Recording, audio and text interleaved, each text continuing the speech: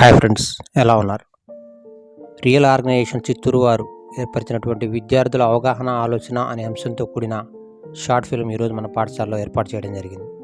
మన పాఠశాలలో విద్యార్థుల యొక్క మానసిక వికాసానికి మరియు వ్యక్తిత్వ వికాసానికి సంబంధించి సైన్స్పై అవగాహన అనేటువంటి అంశంతో లఘు చిత్రం ప్రదర్శించబడింది. ఈ చిత్రం ద్వారా విద్యార్థులకు జీవన నైపుణ్యాలు ఎలా పెంపొందించుకోవాలో అందరికీ అర్థమయ్యే విధంగా చిత్రంలో ఉదాహరణలతో పాటుగా చూపడం జరిగింది. తద్వారా విద్యార్థులకు సైన్స్పై అపోహలు తొలగిపోయి అవగాహన కలుగుతుందని ఉపాధ్యాయులు అభిప్రాయపడ్డారు.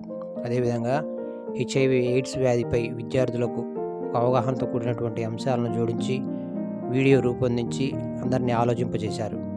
ఎయిడ్స్ వ్యాధి ఎలా సోకుతుంది, ఎటువంటి జాగ్రత్తలు తీసుకోవాలి, వ్యాధి నిర్ధారణ తదితర అంశాలను వీడియోలో పొందుపరచడం జరిగింది.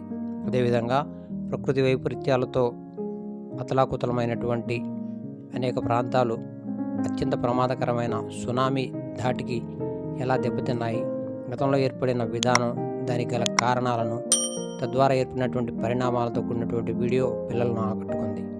చివరిగా విద్యార్థులు చూపించినటువంటి సర్కస్లో వాళ్ళు చేసేటువంటి రకరకాల విన్యాసాలు విద్యార్థులను ఎంతగానో ఆకట్టుకున్నాయి.